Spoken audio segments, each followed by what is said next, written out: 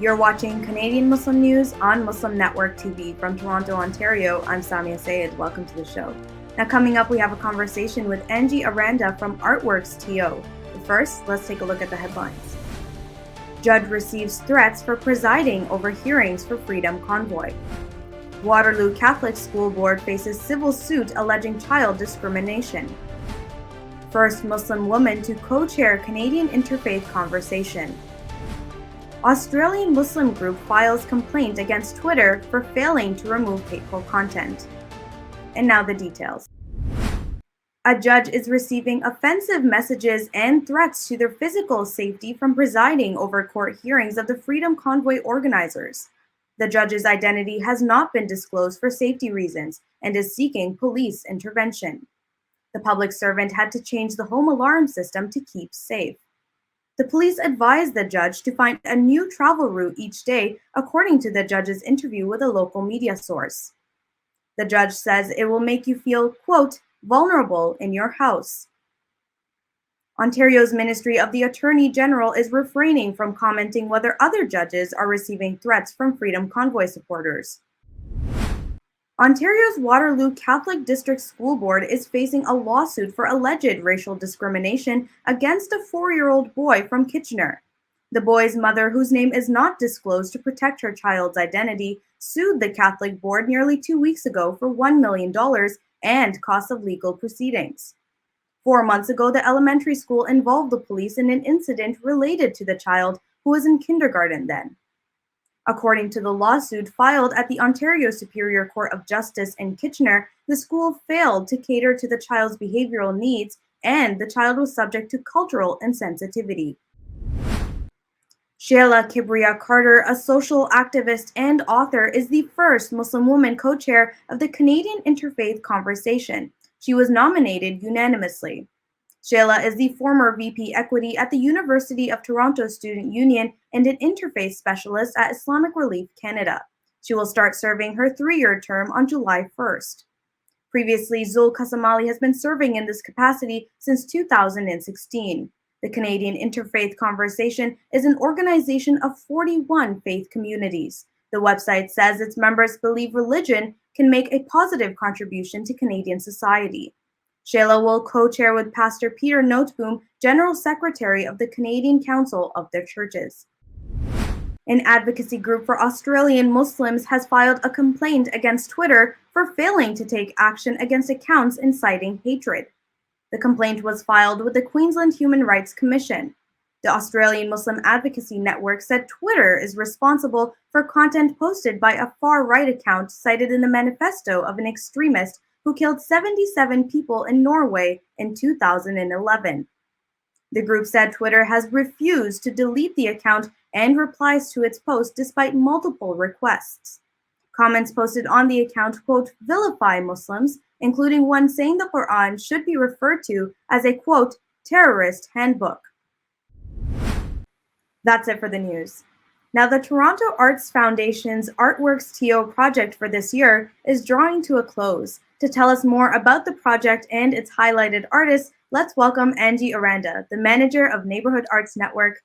Angie has an extensive background in partnership development, event management, and communications. Thank you for joining us today, Angie, and welcome to the show. Thanks so much for having me. I'm really happy to be here. And we're really glad to have you here today. Angie, can you begin by telling us a little bit more about the ArtWorks TO project? Absolutely. So the program started in 2015. It was a collaboration with the City of Toronto. As part of their youth equity strategy, one of the items that was recommended was to provide employment opportunities to youth who were vulnerable in many capacities. And so the City of Toronto and the Toronto Arts Foundation, we worked together to develop a program that gave young people employment opportunities so that they had a pathway forward. And since then, in 2019, actually, we did a full evaluation of the program, and we wanted to develop a program that was workforce development. So what that means is to combine access to education, employment opportunities, and mentorship, as well as case support. So what does that mean? It means that we have one-on-one check-ins with the participants to make sure that they're doing well. This program actually rolled out, the workforce development program rolled out in 2020 as part of a Future Skills Center grant. It was just over $1 million, and it gave us access to those 3 components. But it was during the pandemic, so it was a very wild time for everyone, both on the administrative side, but also on the participant side. And having that one-on-one support systems in place allowed young people to voice out certain issues that they were going through. We had some participants that family members or themselves had got COVID, or there were a lot of mental health challenges as a result of the pandemic. So we were able to customize the program to fit the particular need of each participant. And so what does a typical program look like? You've mentioned employment opportunities, networking, mentorship, but what are some specifics in the program itself? So in terms of the specifics, we have young people get access to an OCAD-U certificate program. So that really focuses on entrepreneurship. So it can look like accounting course, or it can look like digital sales or marketing. And so we know that a lot of artists already have the creative skills. They need to be matched with the entrepreneurship opportunities and resources. So with the OCAD-U certificate, for example, it really empowers them, especially during the pandemic. It's how are you ready for something like the pandemic? A lot of people had to restructure, reformat, and transition their work online. So this program allowed them to feel a little bit more prepared in an environment that was very, at moments, hostile and very uncertain. Mm-hmm. So now among the pool of applicants, how are these young artists chosen? So that's a great question. We have a panel review, and also outreach partners, so intake partners. And so we have a few tiers. We work very closely with partners like Sketch Toronto or Imaginative, Eva Phoenix. And so we work with those partners. They have a pool of artists that artists have gone through certain programs, community programs. And so we connect with those arts organizations, then recommend artists to us, and they go through a process. Then we also have an open call for participants who might not be connected with community arts organizations, but hear of our work through a variety of channels. And then those participants apply through an application process. It's as barrier-free as possible. Then we develop an advisory committee that reviews all the applications. There are past recipients of the program, young people, also people in the industry that look at the applicant pool. Then we conduct interviews, and then we call people up based on score and conversation. They're selected. Mm-hmm. Now, you said that the project started around 2018 or 2019. However, you can find some traces of it back in 2015 as well. What is something that has been added on or even changed since it first launched? So the first time we conducted this program was in 2015, and it only had the employment opportunity or the contracts. So young people would access a contract with the city, a creative contract, which was really meaningful, but that's the only component we had. And as a result of 2020, and thanks to the grant from Future Skills Canada, we developed a certificate program at OCAD-U.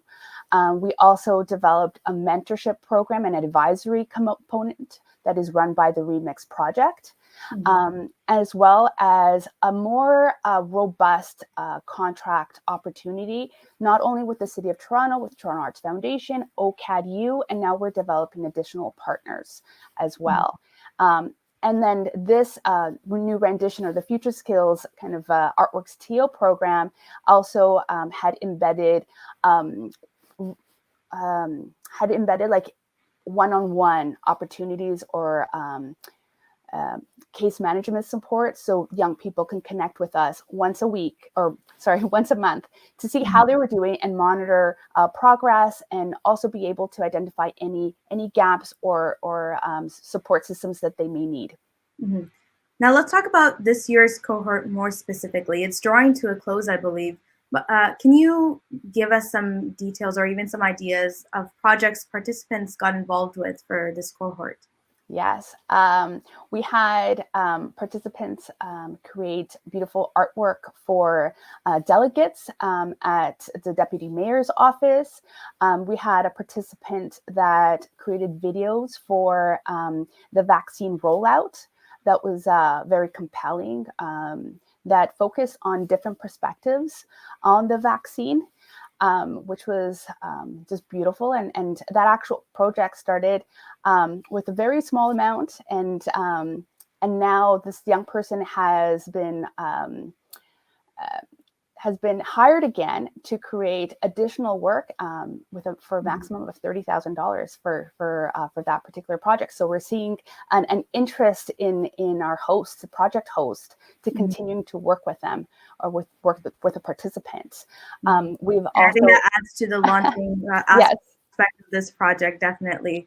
Now, the applications will be open, or they are open, for the next cohort. How can people apply for the next round of the project?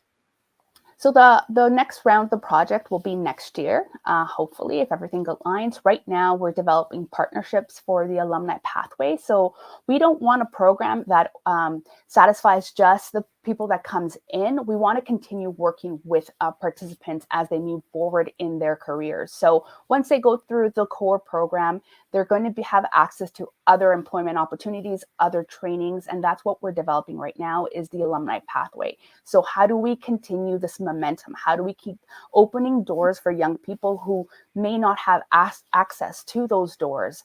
So the first, I guess, phase of this program is opening that door and gently coaching them through that door. And then the second phase, the Alumni Pathway, is giving them other options, other opportunities, whether they want to be full entrepreneurs or whether they want to land more of a fixed job, for the next foreseeable future. So that is what we're hoping to support and coach young people as they go through the program, is what kind of artist or what kind of career do you want to have?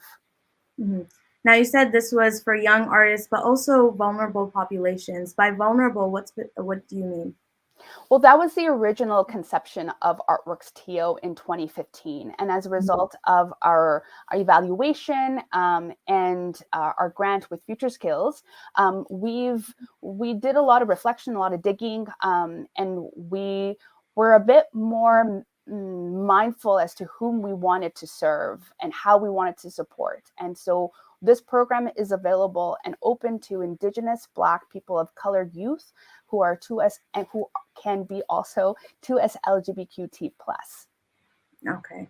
And that brings us to an end to our time here. Thank you so much, Angie, for sharing some details on ArtWorks TO. It was a pleasure having you on the show. Thank you so much. It was lovely being here.